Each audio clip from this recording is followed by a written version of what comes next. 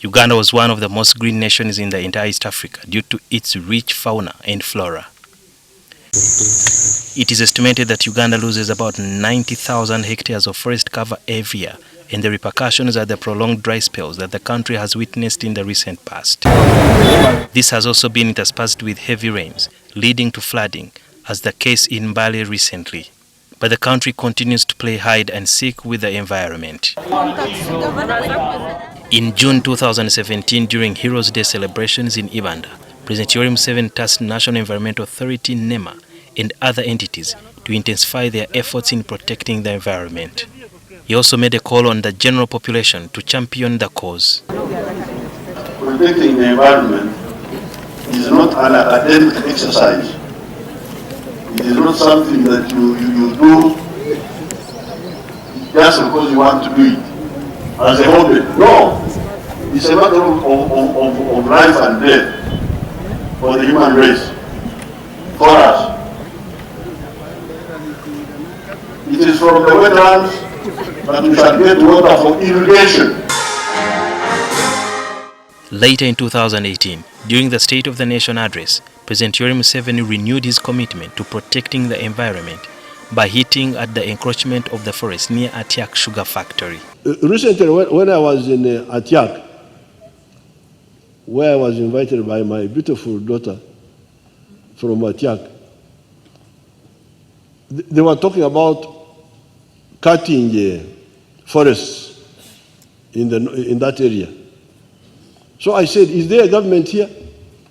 They said, yes, the government is there, but So I said, okay, next time when I come, when I find the trees cut, it's very simple. I arrest the cow, because he's the head of the district. Even the RDC. The president was emphatic that the institutions and people tasked to protect the environment were failing in their work. It is a sort of insubordination. When the government says do this, somebody does something different.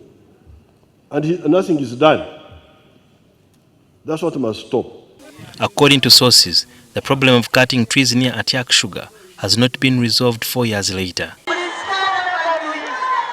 A year later in 2019, during Women's Day celebrations held in Bunyangabo district, the president reminded the populace about the importance of protecting the environment. The conservation area is much smaller than the area we are using for crops and cows. And yet, this small area is bringing in more money than the coffee, for instance. So in terms of the national interest, everybody should understand the importance of conservation so that we don't have to have a tug of war. Leaders are saying conservation, others are saying, no, we grow sweet potatoes in the national park and in the forest reserves. That should not be there. Everybody should know what is good for this country. According to President Yoweri Museveni, his government, which took over power in 1986, found an environment depleted by the Idi Amin regime. When we came in 1986, Mabira had been encroached on. Idi Amin had told people that you go to the forest. Forest has no value. Go and grow sweet potatoes. Sweet potatoes are more important than trees. And people had invaded Mabira forest. When we came, we chased them. They left. But now, because we are busy fighting wars on the Sudan border, on the Congo border, all these distractions, people now started invading the forests, invading the wetlands. So we are going to have a meeting next Monday and come out with a comprehensive plan.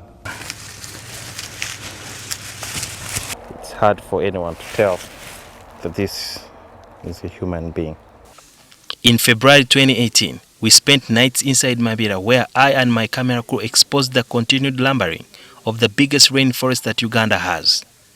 Since then, not much had been done to protect the forest that continues to lose its glory. 2 years ago, the president issued a directive through the Ministry of Environment for a total ban on the use of plastic bags, commonly known as kavera.